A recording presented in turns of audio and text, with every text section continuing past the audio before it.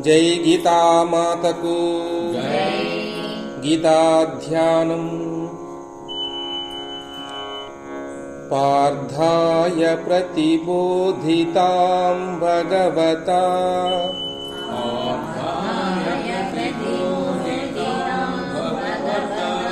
నారాయణేన స్వయం వ్యాసేన గ్రథితాం పురాణమునినా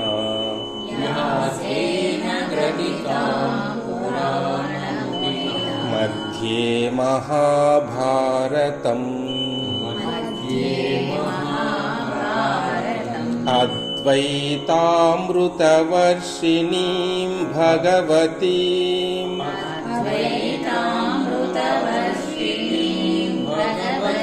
అష్టాదశాధ్యాయినీం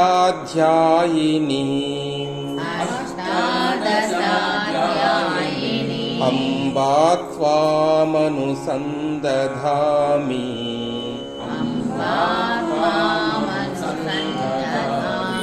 భగవద్గీతే భవద్వేషిణీ భగవద్గీతే భవద్వేషిణీ భగవద్గీతే భవద్వేషిణీ భగవద్గీతే భవద్వేషిణీ.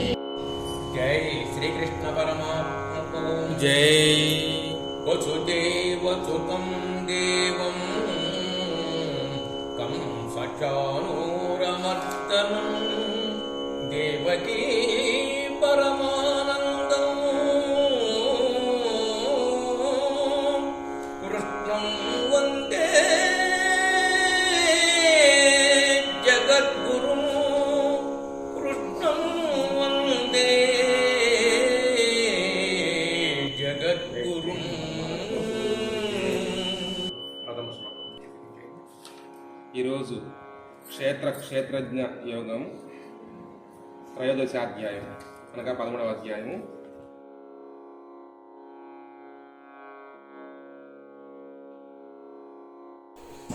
అథ త్రయోదశోऽధ్యాయః క్షేత్రజ్ఞవిభాగయోగः. అర్జున ఉవాచ ప్రకృతిం పురుషం చైవ క్షేత్రం క్షేత్రజ్ఞమేవ చ ఏతద్వేదితుమిచ్ఛామి జ్ఞానం జ్ఞేయం చ కేశవ. గోరఖ్పూరుల వారికి మాత్రమే దాన్ని తీశారు. రెండో శ్లోకాన్ని మొదటి శ్లోకంగా వాళ్ళు భావించారు. సరే, ఇక ప్రకృతి దాని తాత్పర్యం ఏమంటే, ఓ అర్జున, అర్జున వాచతో బిగిన్ అవుతుంది. అర్జునుడు చెప్పాను, ఓ కృష్ణ, ప్రకృతిని పురుషుని క్షేత్రమును క్షేత్రజ్ఞుని జ్ఞానమును జ్ఞేయమును వీనినన్నిటినీ గూర్చి నేను తెలుసుకొనగోరుచున్నాను అని అడిగాడు అర్జునుడు.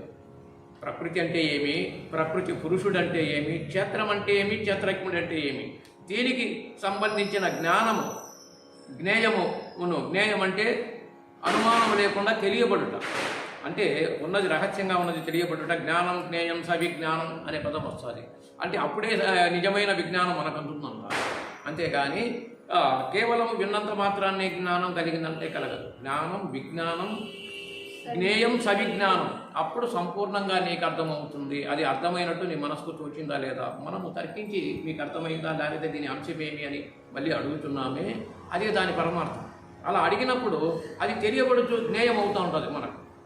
అది ఈ శ్లోకం యొక్క అర్జునుడి యొక్క ఉవాచ. అదే రెండో శ్లోకం కానీ, ఇదం శరీరం కౌంతేయ క్షేత్రమిత్యాభిధీయతే ఏతద్యో ఏతి తం ప్రాహు క్షేత్రజ్ఞ ఇతి తద్విదః.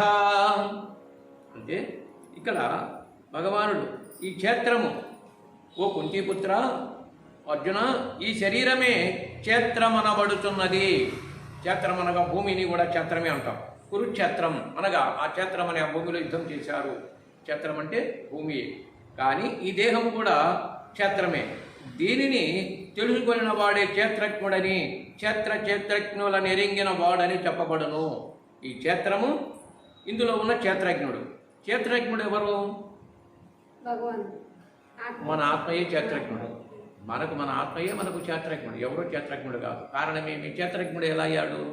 ఈ క్షేత్రాన్ని తెలుసుకున్నవాడు క్షేత్రజ్ఞుడు.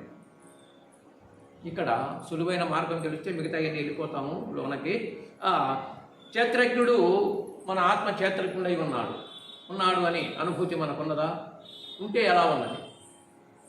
మన ఆత్మ క్షేత్రజ్ఞుడు ఉన్నాడనే అనుభూతి, క్షేత్రజ్ఞుడై ఉన్నాడు ఈ దేహములో అనే అనుభూతి స్వానుభవమైన కొద్దిగానైనా, అంటే నీకు అన్ని విషయాలు ఏదైతే తెలియజెప్పుతున్నదో ఆయనకు అన్ని విషయాలు తెలుసు కనుక నీ మనసు ద్వారా నీకు తెలియజేస్తున్నాడు. అందుకు క్షేత్రజ్ఞుడయ్యాడు, క్షేత్రాన్ని తెలిసినవాడు.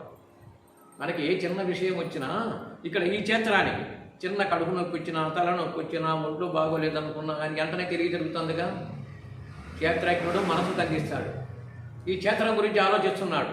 మనకు వచ్చినటువంటి అన్ని విషయాల గురించి, మన సుఖ సంతోషాల గురించి కూడా లోన ఉన్న క్షేత్రజ్ఞుడు మనసు కనిపిస్తాడు. అందుకని క్షేత్రజ్ఞుడయ్యాడు. మన ఆత్మ క్షేత్రజ్ఞుడు. అట్టి వారిని నువ్వు తెలుసుకోవడం వల్ల క్షేత్రజ్ఞుల జ్ఞానము కలిగొట్టి జ్ఞేయం అంటే అది నీకు తెలియబడుతూ ఉంటుంది.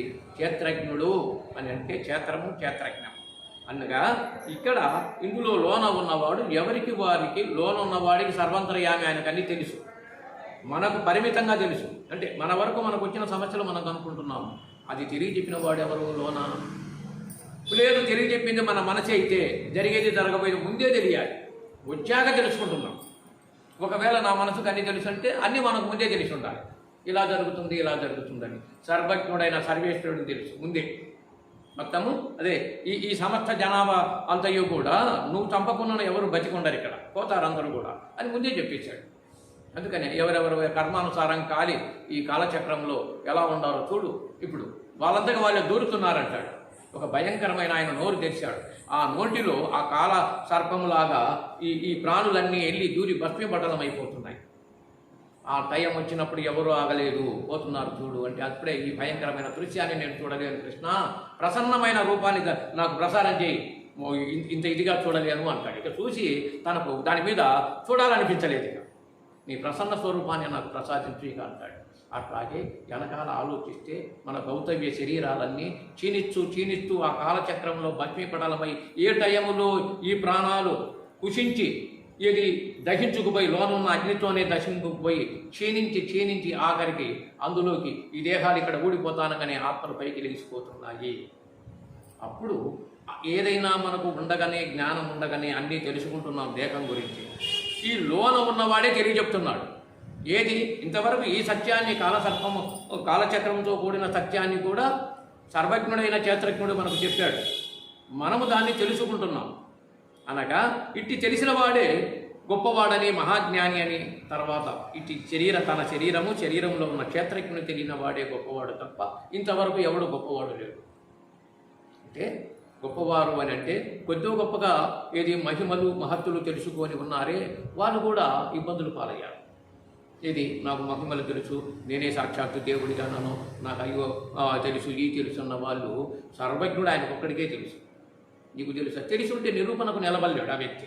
అందుకని హేతువాదులు బాగా నిరూపణకు నిలబడతాడా? అలా అయితే అందరికీ ఇంకా ఎందుకు ఏది చెయ్యి అందరినీ నిరూపణగా అని ప్రశ్న వేశారు. ఇక లోకంలో ఏ ఇబ్బందులు రాకుండా నువ్వు కాపాడు, ఎవరికి ఏదో వచ్చినా నువ్వు కాపాడగలవా? మాటలు చెప్తున్నావు, ఎవరిన్నా నిరూపణగా చేయగలిగావా? అట్లాగే అలా కాకుండా సర్వజ్ఞుడే ఆయనకే తెలుసు. మన వరకు మనకు తెలుసు, మనకు వచ్చేటువంటి మంచి చెడ్డలు, సాధక బాధలు, మనకేమొచ్చినా, మన మనసుకు నొప్పి కలిగినా లేదా సంతోషంగా ఉన్నా అని మనలో ఉన్న క్షేత్రజ్ఞుడు ఈ దేహేంద్రియాదులకు తెలియజేస్తున్నాడు. ఆయనే క్షేత్రజ్ఞుడు, ఆయనే ఆత్మ. క్షేత్రజ్ఞుడు అంటే ఎవరో అని ఎలమాకండి, జీవాత్మ ఆయనకు తెలుసు అన్ని. అంటే మన దేహం వరకు తెలుసు, మన దేహం వరకు కష్ట సుఖాలు తెలియజేస్తూనే ఉన్నాడు. అట్టి క్షేత్రజ్ఞుని తెలుసుకుంటే నిజమైన జ్ఞానము అని భగవాడు. ఇక 3వ శ్లోకాన్ని క్షేత్రజ్ఞం చాపి మాం విద్ధి సర్వక్షేత్రేషు భారత క్షేత్రజ్ఞయోర్జ్ఞానం యత్తజ్ఞానం మతం మమ. అన్ని క్షేత్రాలలోనూ అనగా శరీరాలలోనూ క్షేత్రజ్ఞుడు నేనే అని తెలుసుకో. క్షేత్రజ్ఞుణ్ణి గూర్చిన జ్ఞానం నా జ్ఞానమే అని నా యొక్క నిశ్చయం. స్పష్టంగా ఇందాక చెప్పుకున్న భావనే ఇది కూడా దానికే ఉన్నది. అనగా అన్ని క్షేత్రాలలో క్షేత్రజ్ఞుని నేనుగా ఉన్నాను, క్షేత్రజ్ఞుగా ఉండి క్షేత్రాన్ని నడిపిస్తున్నాను, మనకు వచ్చేయడం అన్ని తెలియజెప్పుతున్నాను కదా, ఈ క్షేత్రాన్ని నడిపిస్తున్నాను, అది నేనేనని తెలుసుకో.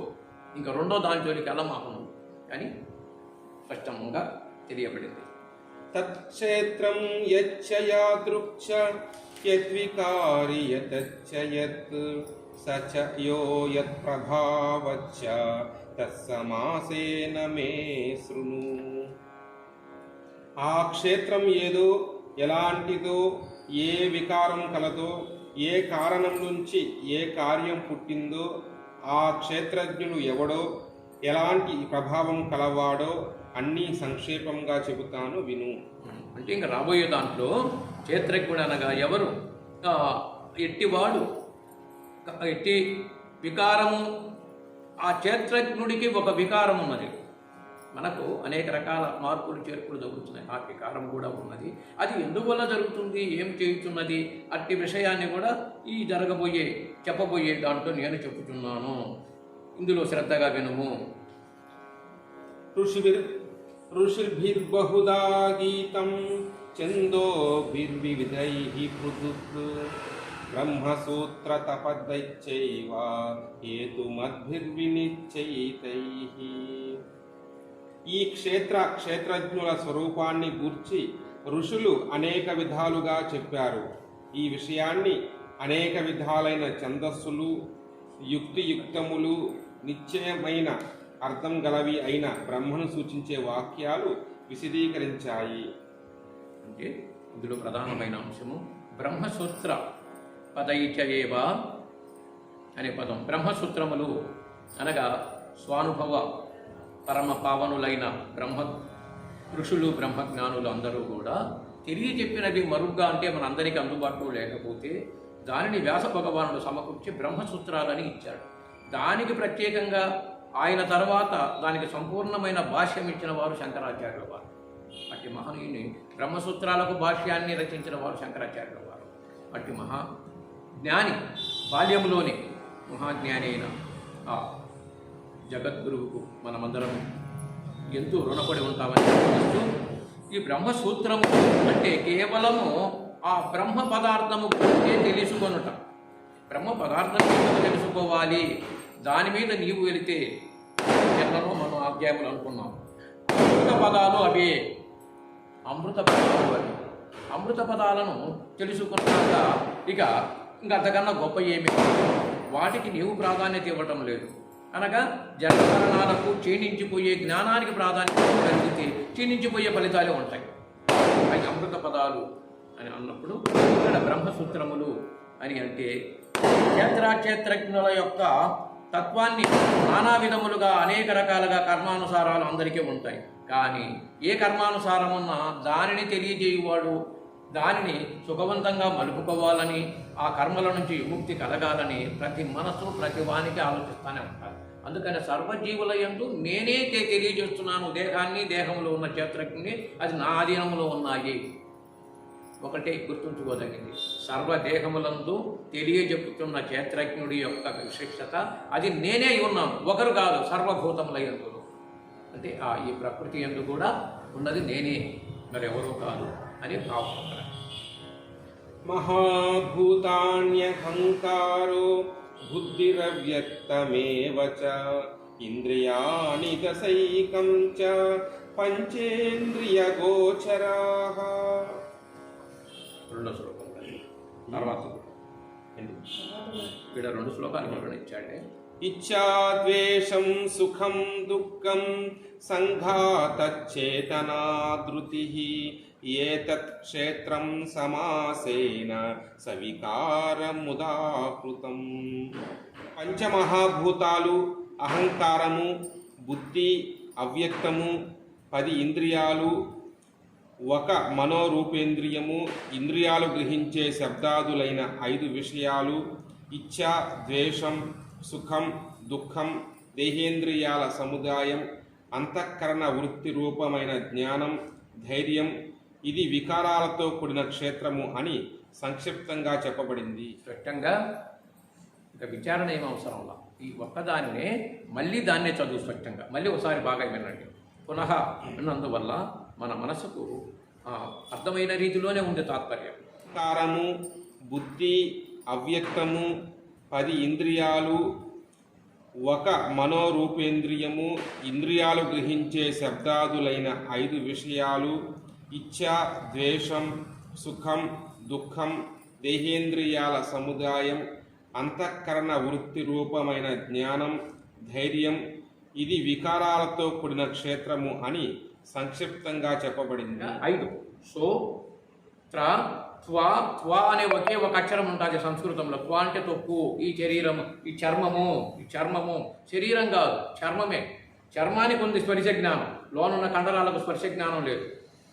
లోనున్న కండరాలకు లేదు స్పర్శ జ్ఞానం, దీనికి ఉంది స్పర్శ జ్ఞానం.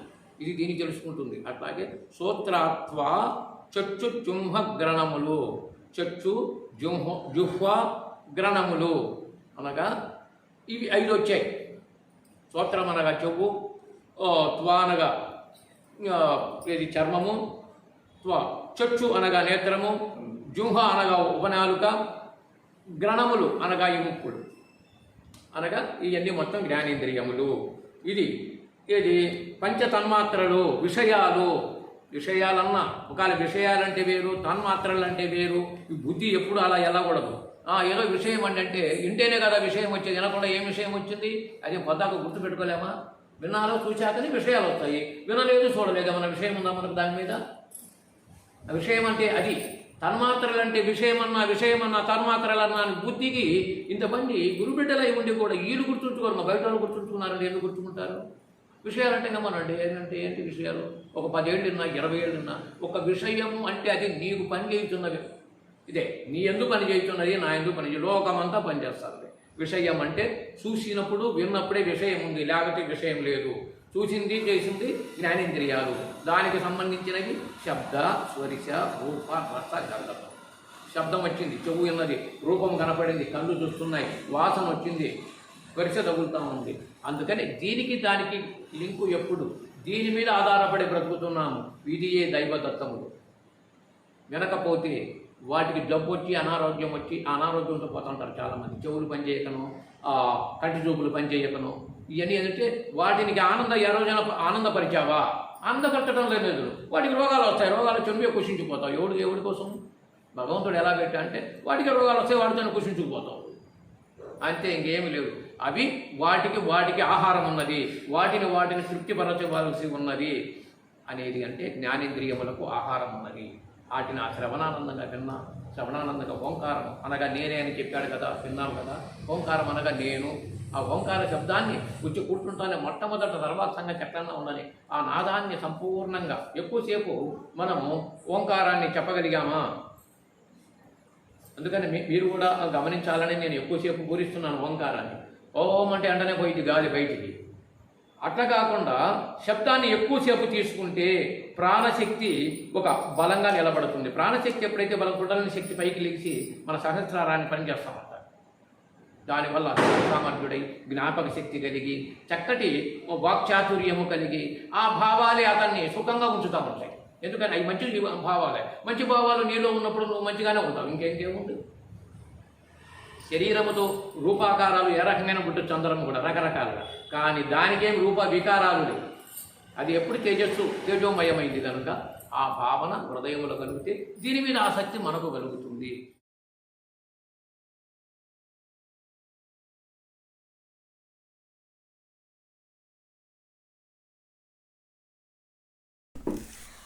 అమానిత్వమదంభిత్వం అహింసా క్షాంతిరాజ్యవం ఆచార్యోపాసనం శౌచం స్థైర్యమాత్మవినిగ్రహః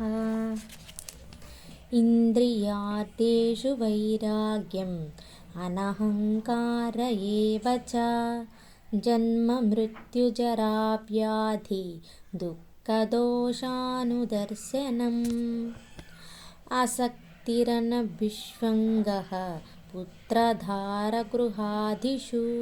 నిత్యం చ సమచిత్తత్వం ఇష్టానిష్టోపపత్తిషు మయి చాన్యేన యోగేన భక్తిరవ్యభిచారిణి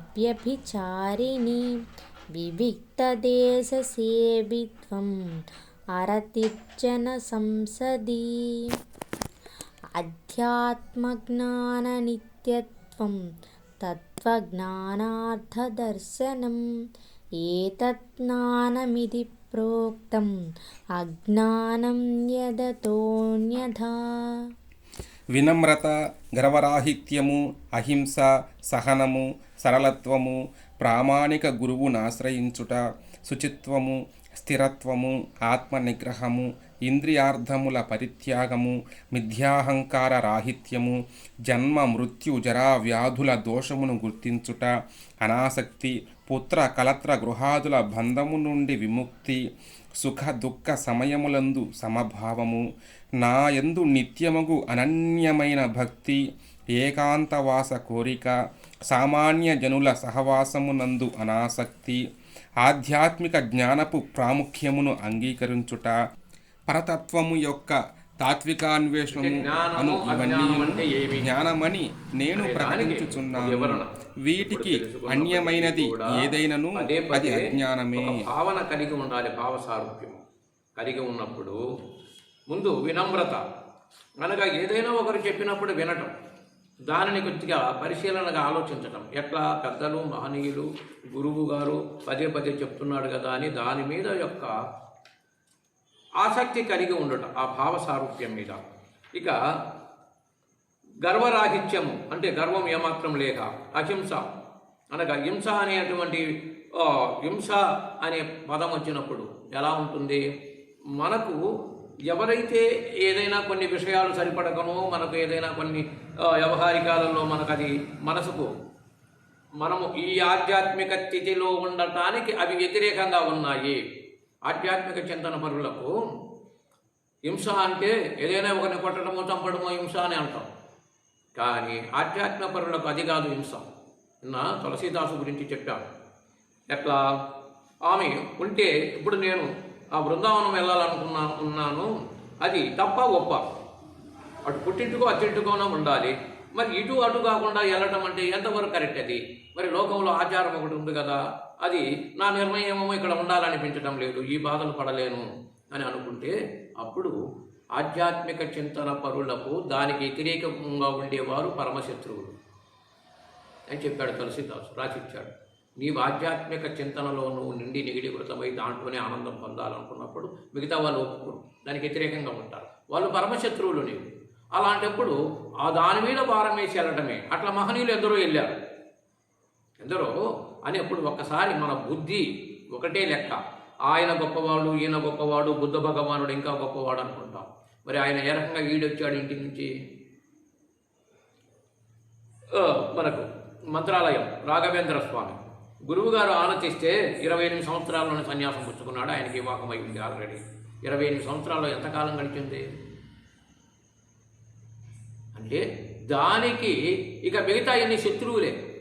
అంతటి భయంకరమైన త్యాగాలు మనం చేయలేము, మనకేమంత అవసరముగా కాకుండా హృదయములో మాత్రమే ఈ జ్ఞానం కలిగి ఉండాలి. హృదయములు అట్టని వారు మహోన్నతమైన పేరు తెచ్చుకున్నారు, మహోన్నతమైన పూజ్యనుడు. ఇంకా కొన్ని వందల వేల సంవత్సరాలు గడిచినా వాళ్ళ పేరు ప్రఖ్యాతులు ఉన్నాయి. ఆ త్యాగానికి గొప్పతనం అది. అంటే ఆ త్యాగము లోక వ్యవహారికంగా అది త్యాగం అంటే అదేంటండి, అలా చేయొచ్చు. ఆయన వివాహం చేసుకున్న తర్వాత ఆమె ఆత్మహత్య చేసుకుంటానన్నా కానీ ఆయన గురువుగారి దగ్గరికి వెళ్ళి అక్కడ సన్యాసం పుచ్చుకున్నాడు, అది చేయొచ్చు అని చెప్పి అంటామా లేదా? మరి ఏమన్నా పనికొచ్చాయా? సామాన్యంగా ఊహిస్తే ఆయన లోతైన జ్ఞానం కలిగింది కనుక లెక్క చేయలేదు. ఇవన్నీ శత్రువులే నాకు. అంతకుముందు ఆ తులసీదాసు అంటే మహనీయుడే మీరాబాయికి చెప్పాడు ఈ మాట, అది ప్రామాణికంగా తీసుకుంటారు. ఏ ప్రామాణికం వీళ్ళకు తీర్పులు జడ్జిమెంట్కు అవి తీసుకుంటారు, అంతకుముందు జరిగిన సంఘటన తీసుకుంటారు, తీసుకొని ఆ నిర్ణయంలోకి వెళ్ళిపోతారు. ఇవన్నీ కొట్టుకుపోతాయి, ఇంకా లేదు, ఏదీ లేదు. లోకం ఎలాంటిదంటే ఎవరైనా ఆ విద్యను సాధించిన వారికి అందరికీ తల వంచి నమస్కారం చేసేటట్టు ఆ భగవానుడే చూసుకుంటూ ఉంటాడు. ఆయన దేవుడు, దేవాదేవుడు అని చెప్పి అనేక రకాలుగా పూజ్యనుడిగా నిలిచిపోయాడు. అంటే అది అంతటి సమస్య మనకు రాదు, లేదు. కానీ చిన్న చిన్న సమస్యలు వస్తాయి. హృదయంలో ఇలాంటి బలమైన నిర్ణయం ఉండాలి. ఇది తాత్కాలికంగా ఏదో విన్నాము, కొద్దిగా 4 శ్లోకాలు చెప్పాము, పారాయణం చేసుకున్నాము అని అనుకుంటే కాకుండా ఇంత లోతైనటువంటి ఉన్నప్పుడు ఆ యొక్క ఏదైనా మనకు ఇబ్బందికరంగా ఉంటే, లేదు ఒకరు ఇబ్బంది పెట్టారు, ఇక్కడ కూడా ఓర్పు సహనం కూడా ఉండాలి. సక్కుబాయి అత్త, భర్త ఏం మంచివాడు ఏమనలేడు, అత్త నానా హింసలు పెడతా ఉంది. ఆమె మీకు సూటిగా అర్థం కావటానికి తెల్లవారుజామునే పనులు ఉంటాయి, పనులు చేయకపోతే పొద్దున్నే చేయాల్సిన పనులు అత్త ఊరుకోవటంలా. పొద్దున్నే లెగుస్తానే ఊడవటము, కళ్యాణం జరగటము, మరి అవి ఇవి పనులు ఒక రైతాంగంలో భారీగా పనులు ఉంటాయి. అలాంటప్పుడు పెద్ద గృహం అది ఒక ఉన్నత కుటుంబంలోకి వెళ్ళింది.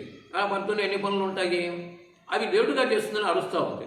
అట్లయితే అనుకోకుండా ఆమెంతగా ఆమె స్వయంభూ ఆలోచన అంటామే ఆలోచించి తెల్లవారుజామున 4ంటికి లేచి ఆమె స్నానం చేసి పూజ చేసుకోవాలి. ముందు దేవుడికి పారాయణము చేసుకొని తను ధ్యానం చేసుకొని అప్పుడు ఆ పనులకి వెళ్ళచ్చు అనుకుంటుంది. అది తెల్లవారుజామున 4ంటికి లేచి బిగించేసింది. బిగించేస్తే ఇక ఆ పూజలో వెళ్ళి అత్తగారు వెళ్ళింది. అక్కడికి వెళ్ళి నాకు హాయిగా నిద్రపోతా అంటే నిద్రాభంగం చేసి నీవు పెద్ద భక్తురాలు అని పెద్ద పూజలు తెలుసునని చెప్పి బిగించేస్తావా? ఇక పెద్దదాన్ని వయసులో నా నిద్రాభంగం చేశాక నీకు ఏ దేవుడు అనుగ్రహిస్తాడని, ఏం పూజలు నీకు ఫలిస్తాయని అని దూషణ కూడా చేసింది. చేసి పుట్టింటి వాళ్ళతో సహా ఆమె పుట్టింటిలో వాళ్ళ సహా మీకు సరైన పరిపక్వమైన జ్ఞానం లేదను అది అనింది. ఆమె ఏమీ అనకుండా తాను ఆ టయానికి లెగిసి 4ంటికే ఈ పెదాలు కూడా సరిగ్గా కదలించకుండా పూజ చేసుకుంటే, నేను తలుచుకుంటే మనసుంటే మార్గం లేకపోదు, జ్ఞానం కలగటంలా అది ఎప్పటికప్పుడు ఆ అనుకరణలోకి వెళ్ళాలి. లేకపోతే మాటలు పడతామో, లేకపోతే ఇబ్బందులు పడతామో, కుటుంబపరంగా కూడా సమస్యలు వస్తాయి. ఇప్పుడు వాళ్ళకు అప్పుడు ఇది కూడా ప్రామాణికంగా తీసుకోవాలి. ఆమె పెదవులు కదలకుండా పూజ చేసుకుంది, అది ఇంకా గొప్పది. మానస పూజ ఆమె వల్ల ఆమెకు మంచి జరిగింది. మానస పూజ మనసులోనే స్మరిస్తామంటే కొననాలుగా కదులుతూ ఉంటుంది. కొననాలుగు నుంచి బ్రహ్మనాడికి దాకా దాని చైతన్య ప్రసారం చేస్తారంటది అని చెప్పాను ఇంతకుముందు. అది గొప్పది. దీనివల్ల ఊరికే మాట్లాడుతూ ఉంటే లాలాజలం ఆవిరి బయటికి వెళ్ళి శక్తి తగ్గుతుంది. అది ఇంకా గొప్పది. ఏం జరిగింది ఇప్పుడు? మేలే జరిగింది. అట్లాగే ఇలాంటి భావనలో కూడా ఆ సందర్భము ఆలోచనను బట్టి చాలా చాకచక్యంగా జాగ్రత్తగా ఉండాలి. అది గృహస్థ ధర్మాలలో మనకు తెలియబడింది, మనకి ఇష్టపడిందని ఇంకొకరికి ఇష్టం ఉండదు. మరి వాళ్ళతో సమస్యను తెచ్చుకొని మానసికంగా ఏది ఇబ్బందులు పడకూడదు. ఇలాంటి అనుకరణ శక్తి కావాలి. అప్పుడు వాళ్ళని తీసుకోవాలి. అనుకరణ తీసుకొని నేను చేసేది పూజ కదా, నీకు అర్థం ఉందా, నీకు ఇష్టం ఉందా అని అంటే అట్లాగే ఇలాంటి భావన మనసులో కలగండి. ఈ శ్లోకాల యొక్క తాత్పర్యం అంతా ఏదంటే ఇటు యొక్క భక్తి యుక్తి జ్ఞానములతో, భక్తి జ్ఞాన వైరాగ్యములు అనేటివి ఒక బీజములు. భక్తి జ్ఞాన వైరాగ్యములు, భక్తిలో నుంచి జ్ఞానము లేకపోతే, భక్తికి జ్ఞానము లేకపోతే అది గుడ్డి భక్తి అవుతుంది. గుడ్డి భక్తి. జ్ఞానం ఉండి భక్తి లేకపోతే అహంకారం అవుతుంది. నాకు అర్థమైంది కదా. భక్తి ఉంది, జ్ఞానము లేదు. జ్ఞానం అంటే నేను అట్లా నేను ఇట్లా అని చెప్పి అహంతో ఉంటారు. జ్ఞానం లేదు, ఒట్టి భక్తి ఉంది, అది గుడ్డి భక్తి. ఇంకా గుడ్డి భక్తికి ఫలితాలు ఏముంటాయి? అట్లాగే భక్తి జ్ఞాన వైరాగ్యములే అనగా ఏది ఉన్నా ఏమి చేసినా ఈ సమయములో అంతయు దైవార్పితమే అనే భావన కలిగితే అదే వైరాగ్యం. ఏ దాని మీద ఆశపాశాలు లేవు. ప్రత్యేకంగా ఇది రుణానుబంధ రూపములతో సంప్రాప్తమైంది, అంతవరకు జరుగుతున్నది వ్యవహారికమంతా, అంతకన్నా ఏముంది అనే భావనతోనే ఉండాలి. అందుకని ఈ శ్లోకాల యందు ఆసక్తి, అనురక్తి, విరక్తి అనే పదాలకన్నిటికీ కూడా ఇవన్నీ ఇప్పుడు చెప్పినవన్నీ సరిపోతాయి. ఆసక్తి ఉండొచ్చు, అనురక్తి ఉండొచ్చు, కానీ విరక్తులు కలిగేటువంటి సమస్యలు రావచ్చు. వాటి మీద ఇలాంటి తెలివి జ్ఞానం కలిగి ఉండాలి.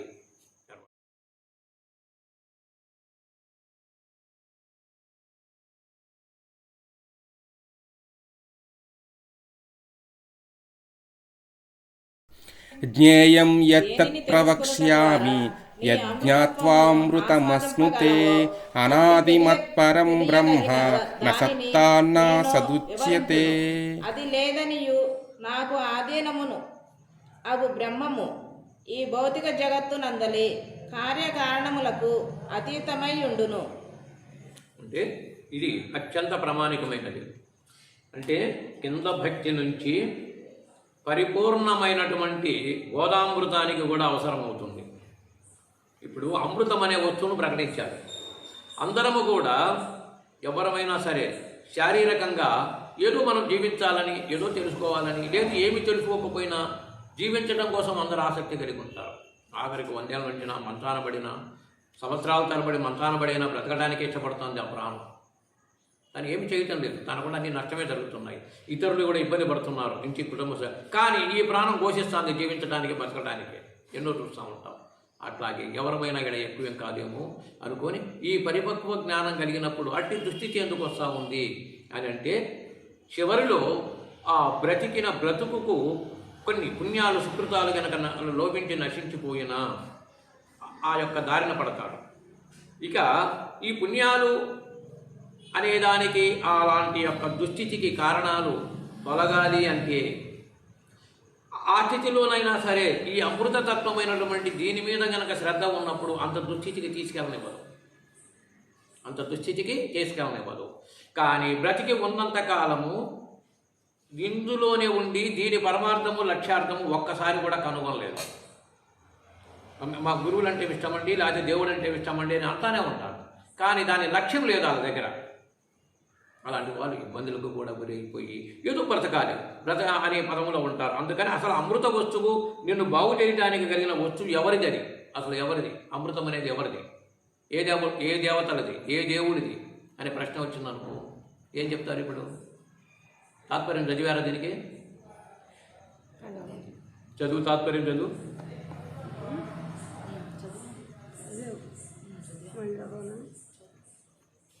దేనిని తెలుసుకొనుట ద్వారా నీవు అమృతతత్వమును ఆస్వాదించగలవో అట్టి తెలియదగిన దానిని నేను వివరింతును. ఆది లేనిదియు నీకు ఆధీనమును అగు బ్రహ్మము ఈ భౌతిక జగత్తునందలి కార్యకారణములకు అతీతమై ఉండును. ఈ కార్యకారణములకు అతీతమై ఉన్నది ఏది? అది ఒక అమృత వస్తువుగా ఉన్నది. అన్నిటికూ అదే అవసరమై ఉంది. ఏదైనా ఒక బ్రతికి ప్రాణి పుడుతుంది అంటే ఒక జీవి పుట్టాలంటే అది పుట్టించగలిగినటువంటిది ఏదైతే ఉన్నదో అది అమృత వస్తువు లాంటిది. కానీ ఉండి అలా చేస్తూ కూడా ఈ భౌతికమైన ప్రపంచానికి అతీతంగా నేను ఉన్నాను అన్నప్పుడు జ్ఞేయం యత్తత్ ప్రవక్ష్యామి యజ్ఞత్వ అమృతమస్నుతే. జ్ఞేయం తెలుసుకోదగింది, తెలియబడాల్సిన విషయం ఇది అని చెప్తూ యత్తత్ ప్రవక్ష్యామి ఇంతకుముందు చెప్పాను, మళ్ళీ చెప్తున్నాను ఇప్పుడు శ్రద్ధగా విను అంటూ యజ్ఞత్వ అమృతమశ్నుతే, బాగా నెప్పి ఉంచుకో అది అమృతము అని చెప్తూ అనాదిమత్పరం బ్రహ్మ, అనాది ఆది లేదు, ఆది అంత్యములు లేని అనాది అయినది. మత్ అంటే నా యొక్క ఉన్నత స్థితి, ఈ రూపాలు విశ్వాలు ఇవన్నీ కాదు, నా ఉన్నత స్థితి పరం బ్రహ్మం అంటూ అది అమృతం. అమృతం ఏది? ఇప్పుడు చాలాసార్లు చెప్పాను ఇంతకుముందు కూడా, అమృత వస్తువు అది ఒకటే ఉంటుంది. ఎవరి దగ్గర అంటే నామాలుగా చెప్పుకునే త్రిమూర్తులది కూడా అమృత వస్తువు కాదు. వాళ్ళు వచ్చారంటే అంతకుముందు అమృత వస్తువుల్లోంచి వచ్చారు. వాళ్ళు రావడానికి ముందు అనుకుంటే మన బుద్ధి పనిచేయాలి అంటే వాళ్ళు దేవతలు, ఇల్లు దేవతలు, వాళ్ళకుండా ఏదో మనకేదో మంచి జరుగుతుంది, ఇదే శోభ అందరికీ. కానీ వాళ్ళు రావడానికి అసలు కారణం ఏంటి? వాళ్ళు ఆ స్థితిలో ఉండటానికి అనేది ఏమి ఉండదు. ఉంటే అప్పుడు ఎలా ఉన్నది?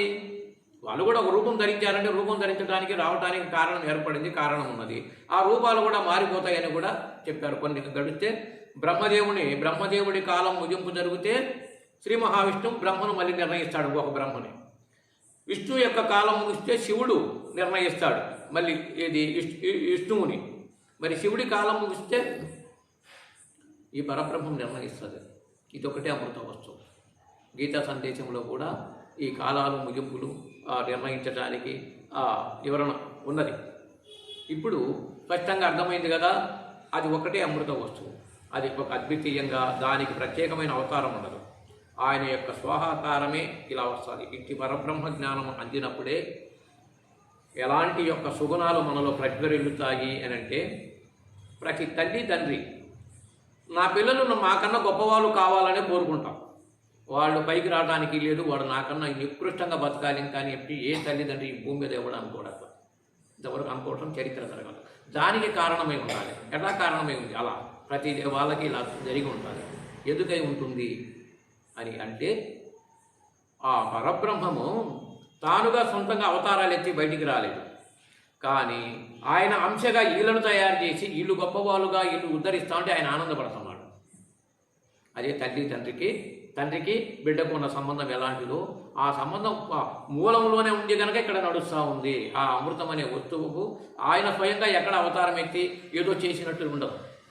కానీ ప్రతి ఒక్క గింజలో కూడా ఆ రసం ఉండి మనం బ్రతకటానికి అవకాశం ఉందంటే డైరెక్ట్ కనెక్షన్ అనగా ఆ పరబ్రహ్మం అనే అమృత వస్తువు దానికి సంబంధం ఉంటుంది. అందుకే అన్నం పరబ్రహ్మ స్వరూపం. ఎక్కడైనా కార్యక్రమాలు ఎవరో పెద్దలు అన్నారు, ఇప్పుడు కూడా అన్నదానాలు జరిగేటప్పుడు అయ్యా అన్నం వృధా చేయమాకండి, అన్నం పరబ్రహ్మ స్వరూపం అని పెద్దలు ఒకసారి నినాదం చేశారు. ఇప్పటికి చిన్నపిల్లలు కూడా అంటారు, ఎందుకంటే ఒకప్పుడు విన్నారు కదా మళ్ళీ అంటారు. ఇప్పుడు అంతేగాని ఈశ్వర స్వరూపము విష్ణు స్వరూపము అని అల్లా పరబ్రహ్మ స్వరూపం ఉన్నారంటే దానికి డైరెక్ట్ కనెక్షన్ ఉంది. ఇప్పుడు పరబ్రహ్మం ఎలా ఉన్నది అని అంటే ఇలా గమనించగలిగితే అప్పుడు పదార్థ రూపంలో ఉన్నది. పదార్థంలో ఆ యొక్క ఆ రసంలో ఒక మహత్తు ఉంది. ఆ మహత్తి ఈ దేహాలను పుట్టిస్తామని అనురూపమై పరమాణువై దాగి ఉన్నది. ఆ ఇష్టంలో బ్రహ్మాండంలో దాగి ఉన్నదంతా ఇందులో దాగి ఉన్నది. దాగి ఉండి అండపిండ బ్రహ్మాండాలుగా అదే మారి అదే చేస్తున్నది. దానికి అధిపతులుగా ఉన్నారు ఈ దేవతలు. ఇలా గమనిస్తే దేవతాగణం గురించి తెలిపే అమృత వస్తువు ఆయనతో కడితే. అందుకని యత్వ అమృతమశ్నుతే అనాదిమత్ పరం బ్రహ్మ మత్ అంటే నా యొక్క, నేను ఇంతగా గొప్పగా జరణ మరణాలు లేకుండా జీవిస్తున్నానే ఆ యొక్క స్థితి ఆయింది. ఆ పరబ్రహ్మమై ఉంటాను కనుక ఇలా ఉందా నేను అంటూ నసక్తాన్న సదుచ్యతే. ఈ ప్రకృతి పురుషుల యొక్క సంబంధం సత్తు చిత్తు. ప్రకృతి అనే ఆత్మ ప్రకృతికి అతీతంగా ఉన్న ఆత్మ సత్తు, జీవాత్మ చిత్తు. ఈ సత్తు చిత్తులకు కూడా అతీతమైందని చెప్పాడు ఇక్కడ. నహి వీటికి కూడా అతీతమే, ఈ సృష్టికి అతీతంగా. అప్పుడు పరిపూర్ణమనే తత్వం పూర్తిగా వస్తుంది. దానినే పరిపూర్ణ బోధ అంటారు. అప్పుడు పరిపూర్ణుడయ్యాడు ఆయన. అది దీని యొక్క భావన. దీనిని పదే శ్లోకము, ఇంత రసవంతమైన శ్లోకము నోటార పలకడానికి ఎప్పుడు గుర్తొచ్చి అప్పుడు స్మరించాలి.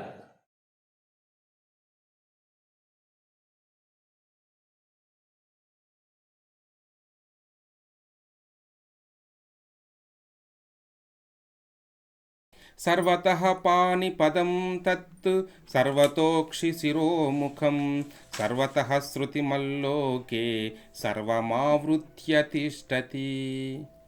సర్వత్రా ఆతని హస్తములు పరమాత్మ తత్వము ఎలా ఆవరించి ఉన్నది అనే పదానికి ఎలా ఉన్నది కర్ణములు చాలా గొప్ప విషయమైంది. పరమాత్మ తత్వము ఎలా ఉంది? దేవుడు ఉన్నాడు. ఇందాక లక్ష్యార్థం తెలియదు అని అనుకున్నాను. ఉన్నాడని తెలుసు. ఎలా ఉన్నాడు అది తెలియాలి కదా. అది ఎవరికి తెలియదు. ఉండాలంటే అదేమంటే ఏదో వాళ్ళు వీళ్ళు అన్నారు మేమన్నాం అనే గాడికి వస్తారు. ఇక ఏదో అన్నారు కదా అంతకుముందు మేమన్నాం.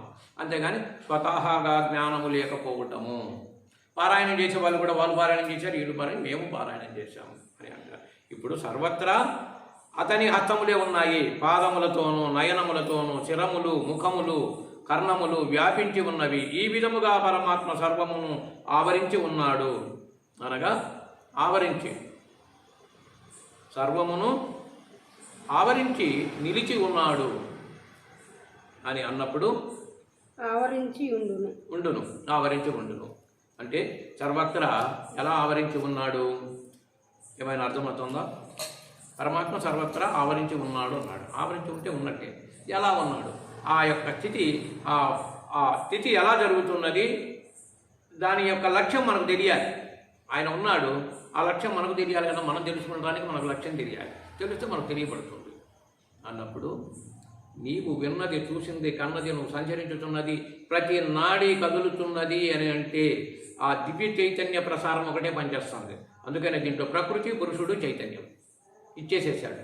హెడ్డింగ్ ఉంటుంది ఈ పుస్తకానికి, పెద్ద పుస్తకాన్ని ఉన్నది కదా. దాంట్లో కూడా ప్రకృతి ముందు ప్రకృతిని చైతన్యపరిచేవాడు పురుషుడైనప్పటికీ తర్వాత చైతన్యం అనగా చైతన్యము అంటే అవ్యయుడు అవినాశి, అన్నిటికెందు సర్వయందు అనురూపములో ఉండటము వల్ల ఇది ఎందుకు అనురూపంలో ఉండటం వల్ల దానికని తెలుసు.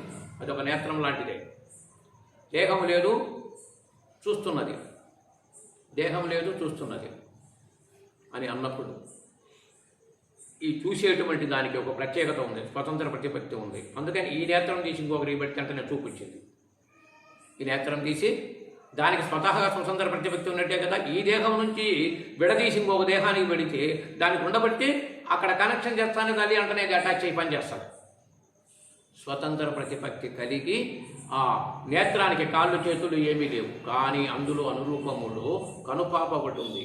ఈ ప్రతిబింబాలు పడతానే ఉంటాయి, మనం చూసింది విన్నది చేసింది పడుతున్నాయి. దానికి స్వతంత్ర ప్రతిపత్తి ఉంది, అలా అనురూపములో ఉన్నది. అందుకని కనుపాపలో రెటీనా అనే పదార్థం ఉన్నది, అందులో గాడ్ అనే పరమాణు ఉన్నది, దేవుడు ఉన్నాడు.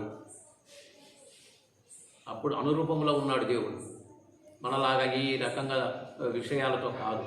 అట్లా అంతటా ఉన్నాడు. ఇక అన్నిటి యందు, నీటి యందు కూడా, నీటిలో కూడా అణువులు ఉన్నాయి. ఏ దాన్ని చూసిన భూతత్వంలో అణువులు ఉన్నాయి, అన్నిట్లో ఎన్నో అణువుల సమ్మేళనమే ఈ బండరాలు అని అవే. అప్పుడు ఆ రూపంలో ఉన్నాడు. అక్కడ జడ పదార్థమైనప్పుడు జడ పదార్థంగా ఉన్నాడు. దాన్ని చైతన్యపరిస్తే చైతన్య పదార్థంగా కూడా ఇంకా మారిపోతూ ఉంటుంది.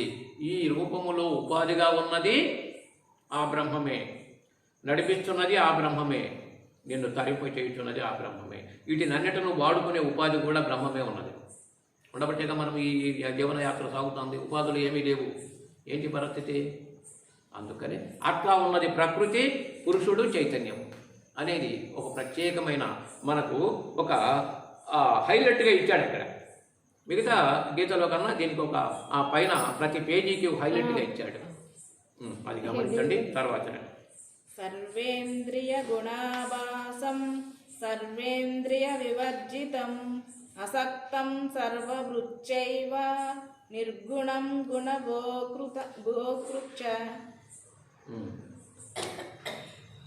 పరమాత్ముడు సర్వేంద్రియములకు మూలాధారుడైన ఇంద్రియరహితుడు. అతడు సర్వజీవులను పోషించువాడైనను అనాసక్తుడు.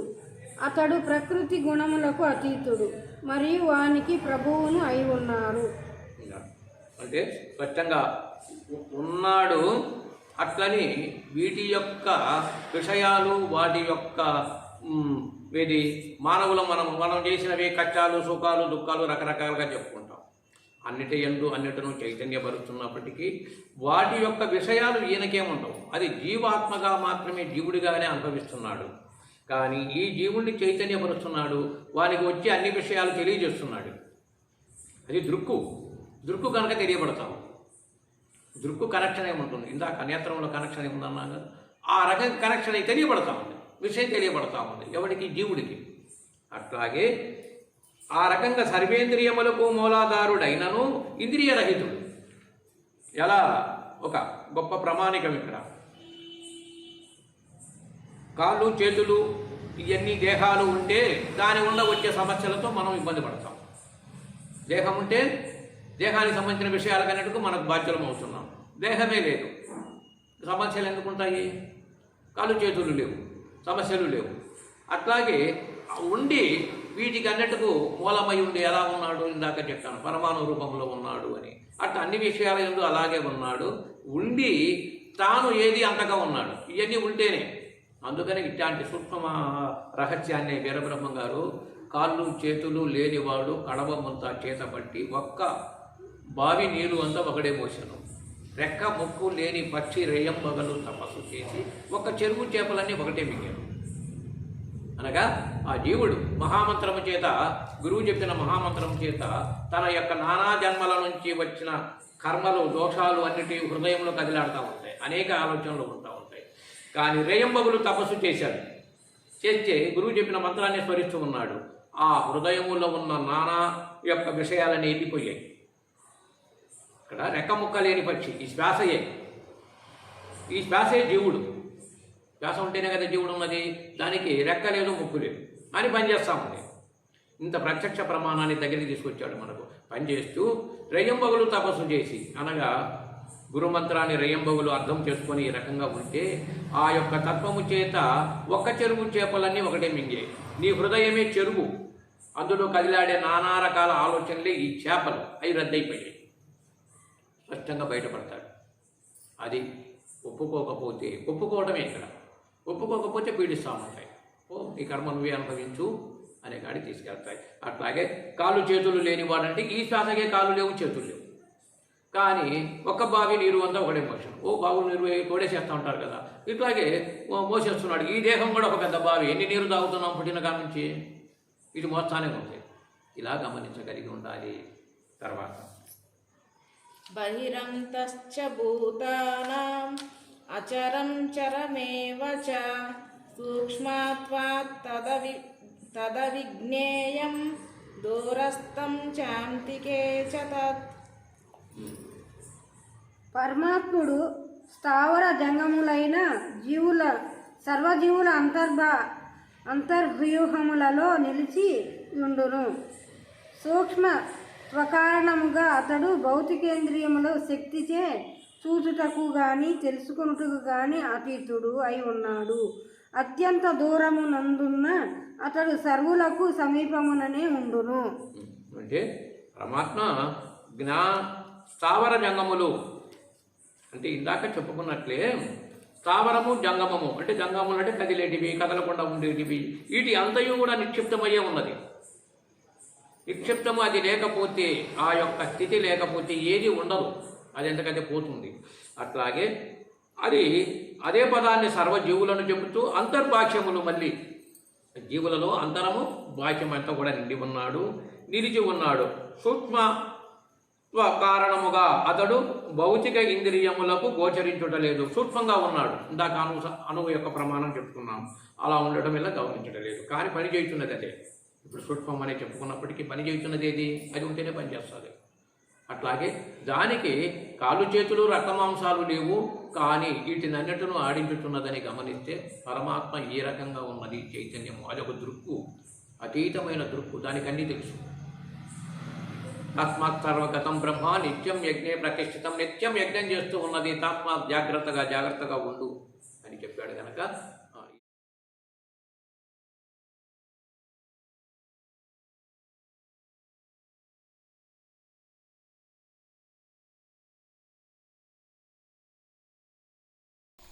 అవిభక్తం చ భూతేషు విభక్తమివ చ స్థితం భూతభర్తృ చ తజ్ఞేయం గ్రసిష్ణు ప్రభవిష్ణు చ. పరమాత్ముడు జీవులయందు విభజింపబడినట్లు కనిపించినను అతడెన్నడును విభజింపబడక ఏకమై నిలిచి ఉండును. సర్వజీవులను పోషించువాడైనను సర్వులకు కబళించుచున్నది మరియు వృద్ధి నొందించుచున్నది ఆతడే అని అవగాహనము చేసుకొనుము. జ్యోతిషామపి తజ్జ్యోతిః తమసః పరముచ్యతే జ్ఞానం జ్ఞేయం జ్ఞానగమ్యం హృది సర్వస్య దిష్టితం. తేజోపూర్ణములైన సర్వములందు తేజకారకుడతడే. భౌతికత్వమునకు అంధకారకుడు అతీతుడైన ఆతడు అవ్యక్తుడు. జ్ఞానము, జ్ఞాన విషయము, జ్ఞాన గమ్యము కూడా ఆతడే. ఆతడే ఎల్లరి హృదయములందు స్థితుడై ఉన్నాడు. చోక్తం సమాసతః మద్భక్త ఏతద్విజ్ఞాయ మద్భావాయోపపద్యతే. ఈ విధముగా క్షేత్రము, జ్ఞానము, జ్ఞేయములను గూర్చి నాచే సంక్షేపముగా చెప్పబడినది. కేవలము నా భక్తులే దీనిని పూర్తిగా అవగాహనము చేసుకొని నన్ను పొందగలరు.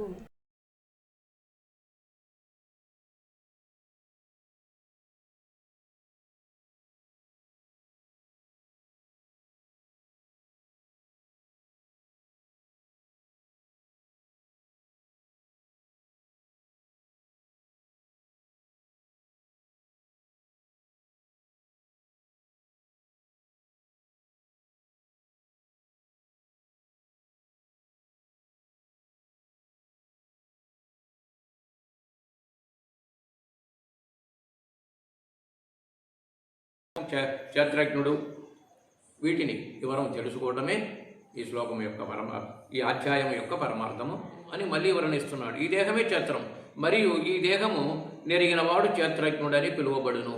దేహాన్ని ఎరిగినవాడు, దేహము మరి ఎరిగినవాడు. ఇప్పుడు మనం ఎరిగి ఉండామా, ఆ దేహం గురించి దాని గురించి ఎరిగి లేమా అనే ప్రశ్న వచ్చిందనుకో, మన దేహమే మనం ఎరిగి ఉండామా, పూర్తిగా తెలుసుకొని ఉండామా, లేకపోతే దాని గురించి ఏం తెలియకుండా ఉండామా అని అంటే సరైన సమాధానం ఉండదు. ఇప్పుడు ఎప్పుడు ఎరుగుతున్నాము, మనకి ఏదైనా ఒక ఆరోగ్యపరంగా ఏదైనా సమస్య వస్తే, ఏదో తలనొప్పో కడుపు నొప్పో ఏదో ఒకటి వస్తే, అనారోగ్యంగా ఉంటే ఎలా ఉన్నది అని అది కూడా ఇతరులతో మరొకరితో దానికి సంబంధించిన వైద్యులుంటే చూపించుకుంటున్నాం.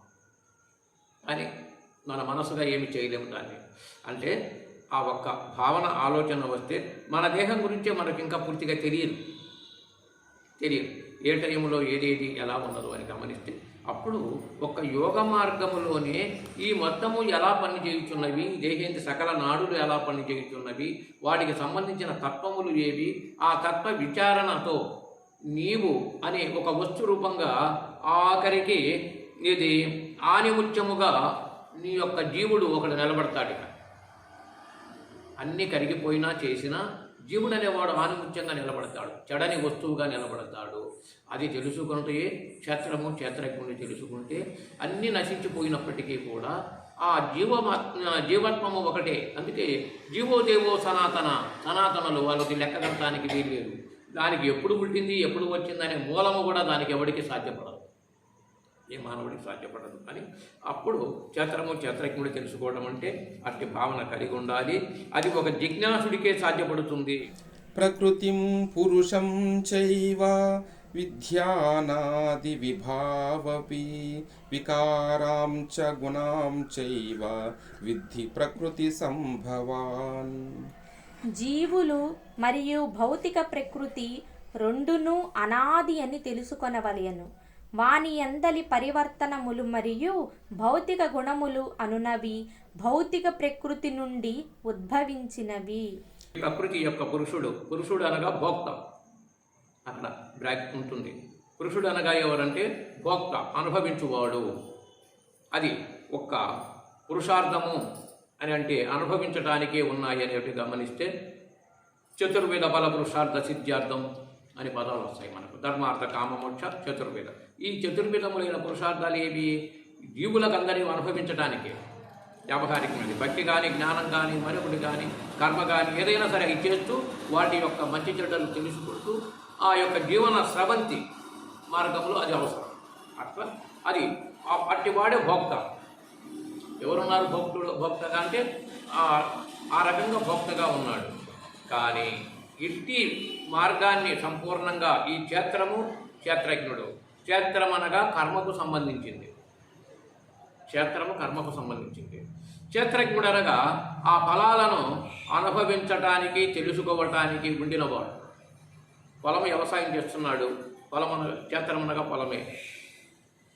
రైతు వ్యవసాయం చేస్తున్నాడు, అందులో పంటలు అవి ఇవి తెచ్చుకొని తాను వాడుకుంటున్నాడు. ఆ క్షేత్రంలో ఎప్పుడు వ్యవసాయం చేస్తూ దాన్ని చేస్తూనే ఉన్నాడు దాని ఫలాల కోసం. అట్లాగే ఈ దేహం అనే క్షేత్రంలో ఈ జీవుడు అన్ని సుఖదుఖాలు అనుభవిస్తున్నాడు. అన్ని రకాల యొక్క మంచి చెడ్డలు అనేక రకాలుగా అనుభవిస్తూనే ఉన్నాడు.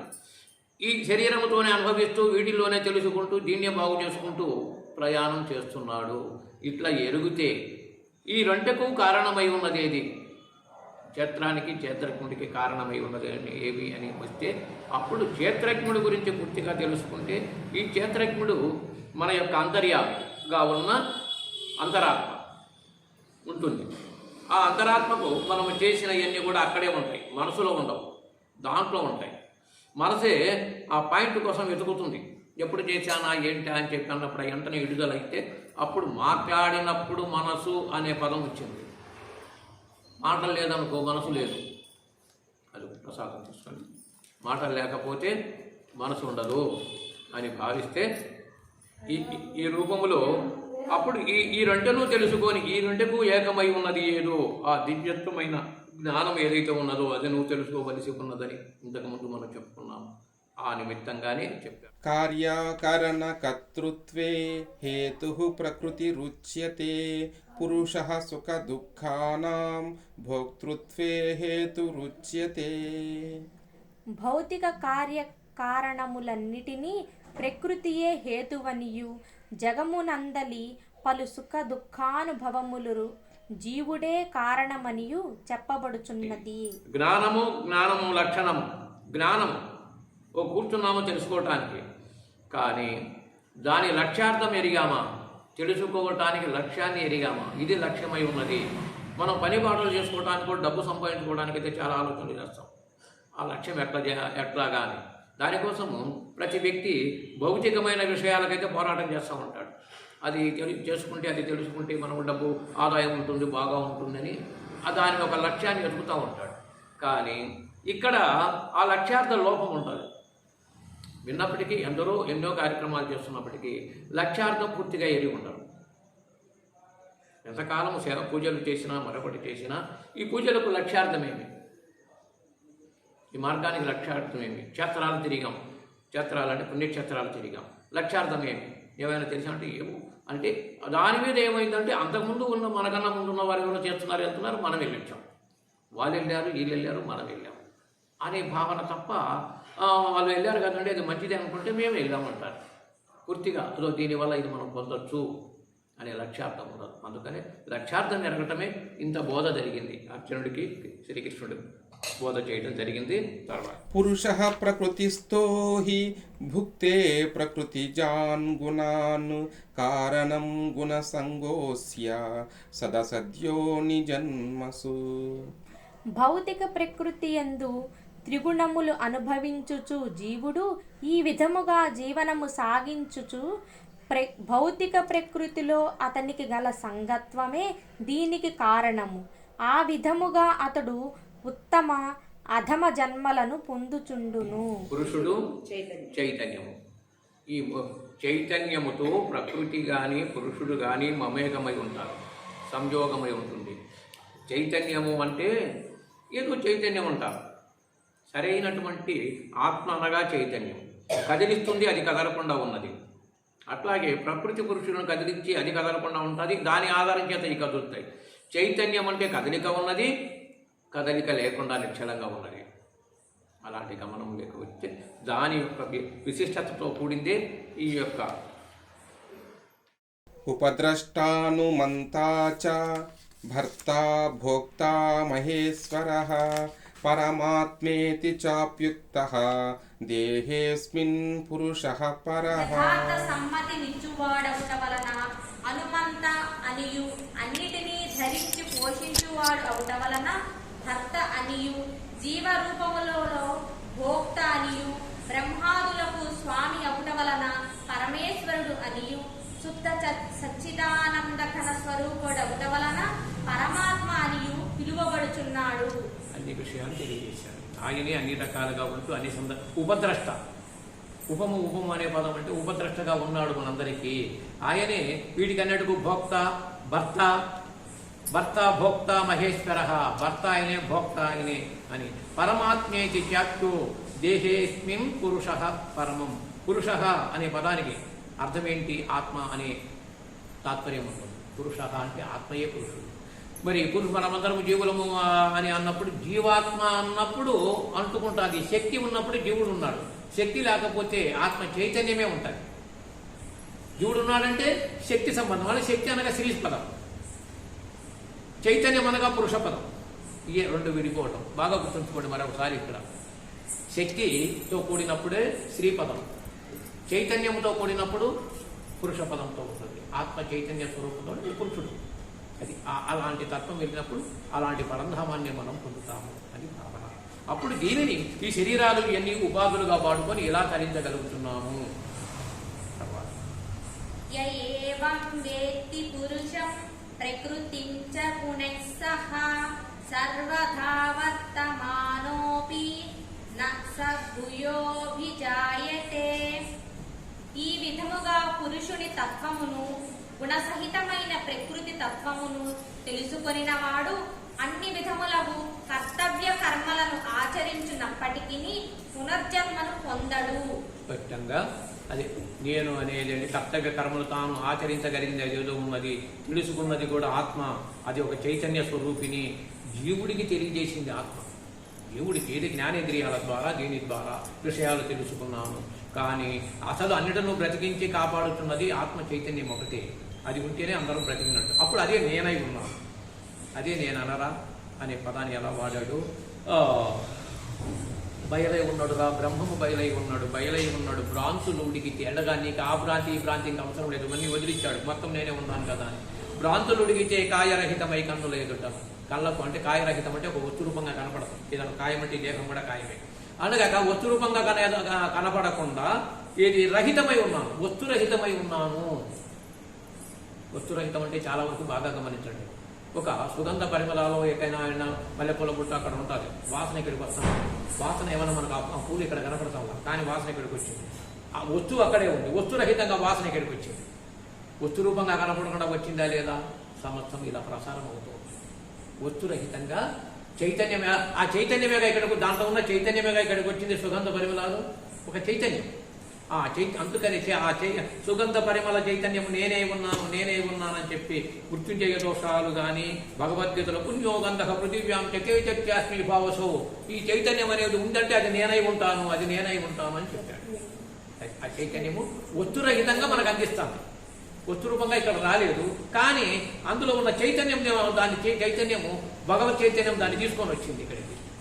మనం దాన్ని ఆస్వాదిస్తున్నాము. అప్పుడు అలాంటి భావన కలిగితే ఈ యొక్క విషయం కానీ దైవత్వం కానీ పూర్తిగా అర్థమవుతూ ఉంటుంది. అందులో మమేకమైనప్పుడు ఇంకా ఎక్కువ విచారణ ఏమి ఉండదు. ఇంకా అదే తెలుసుకున్నంత వరకు అందరం ఒక అవసరము అయి ఉంటాం. బాగా మనము తెలుసుకున్నాక మనమే ఇంకొకరికి అవసరం అవుతాము. నిన్న చెప్పుకున్నాం ఆ భావన పడితే మళ్ళీ కొన్నాళ్ళకైనా మనమే ఇంకొకరికి ఏదైనా చెప్పగలిగిన స్థాయికి వెళ్ళిపోతుంది. అందుకని వినేదే కాదు కనేది కూడా ఉండాలి. ఊరికే వింటమే కాదు కనేది కూడా ఉండాలి అన్నది సరైన భావన. జ్ఞానేనాత్మని పశ్యంతి కేచిదాత్మానమాత్మనా అన్యే సాంఖ్యేన యోగేన కర్మయోగేన చాపరే. కొందరు ఆ పరమాత్మను శుద్ధమైన సూక్ష్మ బుద్ధితో ధ్యానయోగముల ద్వారా తమ హృదయములందు చూతురు. మరికొందరు యోగము ద్వారా, మరికొందరు కర్మయోగము ద్వారా ఆ పరమాత్మను దర్శింతురు. అంటే ఇక్కడ దర్శించే వాళ్లకు ఒక ప్రత్యేగాత్మ లేక పరమాత్మ. కొందరు శుద్ధమగు మనసుచే అనగా నన్ను ఇందాక మనసు శుద్ధి అయితే మంచి బుద్ధిగా మారుతుంది అనగా అప్పుడు మనసు వచ్చి బుద్ధికి చిక్కుతుంది. బుద్ధి కర్మానుసారి ఆ కర్మలను వదిలించుకుంటుంది అది అని ఇక్కడ ఆ భావన తెలిసినప్పుడే సాంఖ్యయోగము అనగా ఈ యొక్క తత్వాలు తెలుసుకున్నట్టే లోన ఉన్న తత్వాలను వివరించుకుంటున్నాం కదా అని. అన్యే సాంఖ్యేన యోగేన కర్మ యోగేన చాపరే. ఇలాంటి తత్వం యథార్థంగా తన దేహము తన దేహతత్వము యొక్క సమస్త ఇంద్రియాల యొక్క కర్మానుసారాన్ని అర్థము చేసుకుంటున్నాడు.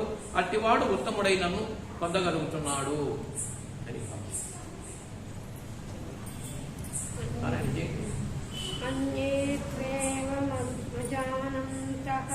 శ్రుత్వాన్యేభ్య ఉపాసతే నృత్యం శృతిపరాయణః.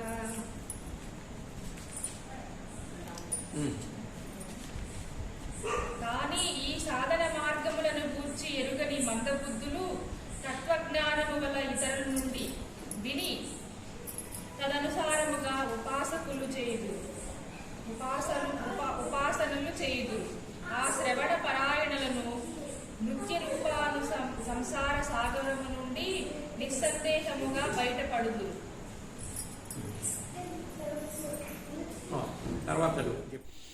యావత్ సంజాయతే కించిత్ సత్వం స్థావరజంగమం క్షేత్రజ్ఞ సంయోగాత్ తద్విద్ధి భరతర్షభ. ఓ భరతవంశ శ్రేష్ఠుడా, స్థితిని కలిగియున్నట్టి స్థావర జంగములలో నీవు గాంచునదేదైనను క్షేత్రజ్ఞుల సంయోగమేనని తెలుసుకొనుము. సమం సర్వేషు భూతేషు తిష్టంతం పరమేశ్వరం వినశ్యంతం యః పశ్యతి స పశ్యతి. సర్వదేహములందు ఆత్మను గూడియుండు పరమాత్మను గాంచువాడు మరియు నాశవంతమైన దేహమునందలి ఆత్మ పరమాత్మ లిరువురుని ఎన్నడూనూ నశింపని వారుగా తెలిసికొనగలిగిన వాడు యథార్థ దృష్టిని కలిగి ఉన్నాడు. సమం పశ్యన్ హి సర్వత్ర సమవస్థితమీశ్వరం న హినస్త్యాత్మనాత్మానం తతో యాతి పరాం గతిం. సర్వత్రా ప్రతిజీవి యందును సమముగా నిలిచియుండు పరమాత్మను దర్శించిన వాడు తన మనస్సుచే తనను తాను హీనపరచుకొనడు. ఆ విధముగా అతడు పరమగతిని పొందగలడు. ప్రకృత్యైవ చ కర్మాణి క్రియమానాని సర్వశః యః పశ్యతి తదాత్మానమకర్తారం స పశ్యతి. భౌతిక ప్రకృతిచే సృష్టించబడిన దేహము చేతనే సర్వకార్యములు వనరింపబడుచున్నవనియు మరియు తాను అకర్తననియు గాంచగలిగిన వాడు యథార్థ దృష్టి కలిగినట్టివాడు. యదా భూత పృథగ్భావమేకస్థమను పశ్యతి తత ఏవ చ విస్తారం బ్రహ్మ సంపద్యతే తదా. బుద్ధిమంతుడైన వాడు భిన్న భేదముల కారణముగా భిన్న వ్యక్తిత్వములను దర్శించుటను విరమించి జీవులు ఏ విధముగా సర్వత్రా విస్తరించిరో గాంచినప్పుడు బ్రహ్మభావమును అతడు పొందును. అనాదిత్వా నిర్గుణత్వాత్ పరమాత్మాయమవ్యయః శరీరస్థోపి కౌంతేయ న కరోతి న లిప్యతే.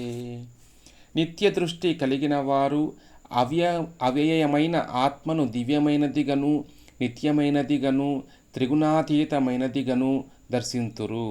ఓ అర్జున, అట్టి ఆత్మ దేహముతో సంపర్కము కలిగి ఉన్నను కర్మ నొనరింపదు మరియు బద్ధము కాదు.